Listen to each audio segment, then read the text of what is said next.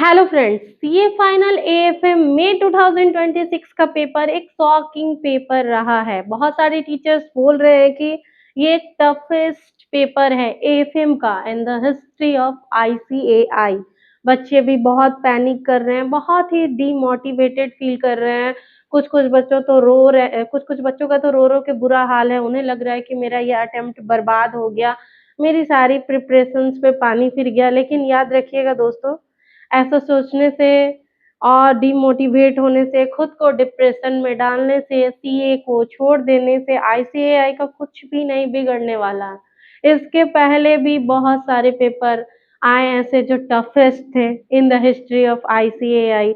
बहुत टाइम में question paper में प्रिंटिंग मिस्टेक था, क्वेश्चंस अलग आए, अनप्रेडिक्टेबल आए, लेंदी आए, ट्रिकी आए, लेकिन आईसीएआई का कुछ नहीं बिगड़ा। करना हमें ही है, स्टूडेंट को ही करना है, ये हमारी लड़ाई है। तो याद रखिएगा दोस्तों कि जो सीए बनता है ना, वो एक आईसीएआई चेक करता है, उसको कंफर्ट जोन में क्वालिफाई नहीं करवाता है, वो चेक करता है कि एक चार्टर्ड अकाउंटेंट का एटीट्यूड कैसा है, वो कितना प्रेशर हैंडल कर पाता है। क्योंकि सीए बनने के बाद जब हम लोग प्रैक्टिकल लाइफ में आएंगे, कॉर्पोरेट वर्ल्ड में आएंगे, तो बहुत सारे एक्सपोजर्स मिलेंगे दोस्तों, जहाँ पे हम लोगों को उन सभी चीज़ों को प्रैक्टिकली हैंडल करना पड़ेगा। बहुत सारे ऐसे भी वर्क आएंगे जिसके बारे में हमें कुछ नहीं पता हो, लेकिन फिर भी हम लोग उनको इजीली कर पाएंगे।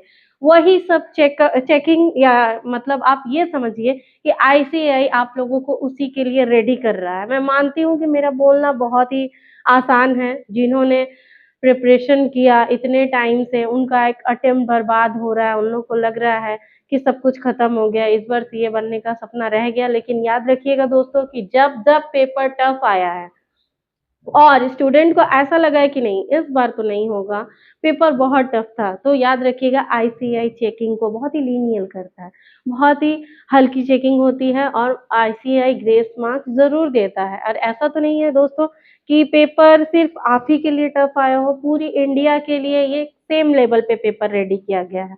तो हम लोग को घबराना नहीं है दोस्तों। आईसीएआई अपना लेवल अपग्रेड कर रही है ना, तो हम भी अपना लेवल अपग्रेड करेंगे ना। हम लोग अपने प्रिपरेशन के लेवल को इतने ऊंचाई पर ले जाएंगे ना कि चाहे कोई भी किसी भी तरह का क्वेश्चन है, अब कॉन्सेप्ट से तो हट के क्वेश्चंस नहीं बनाएंगे ना।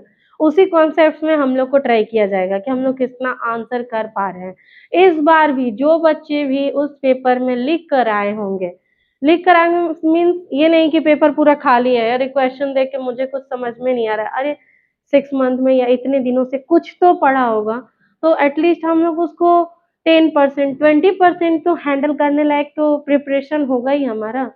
तो उतना भी अगर हम लोग उस पेपर में करके आए हो, तो आईसीएआई को अगर वो ठीक लगे तो ग्रेस मार्क्स देके आपको निकाल देगी।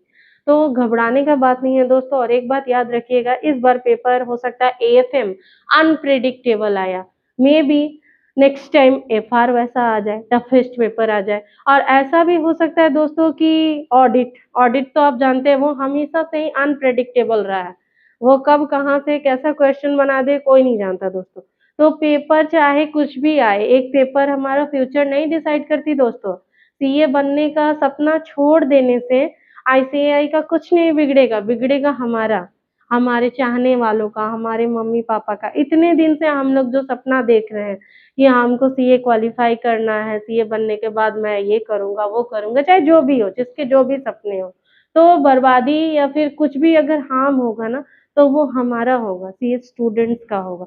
तो एक अटेम्प्ट से इतना घबराने का जरूरत नहीं है दोस्तों। अगर आप पेपर अटेम्प्ट करके आए होंगे, कुछ लिख कर आए होंगे, तो आप जरूर क्वालिफाई करेंगे। आईसीएआई उसको जरूर कंसिडर करेगी। चेकिंग बहुत ही हल्का होने वाला है दोस्तों, तो एकदम घबराना नहीं है। आईसीएआई हम लोग को चेक कर रही है कि हम लोग कितना प्रेशर हैंडल कर पा रहे हैं। हम लोग उनको दिखा देंगे कि चाहे जो भी सिचुएशन हो, हम एक चार्टर्ड अकाउंटेंट है, कभी हार नहीं मानेंगे। तो stay focused and stay consistent. Thank you so much दोस्तों।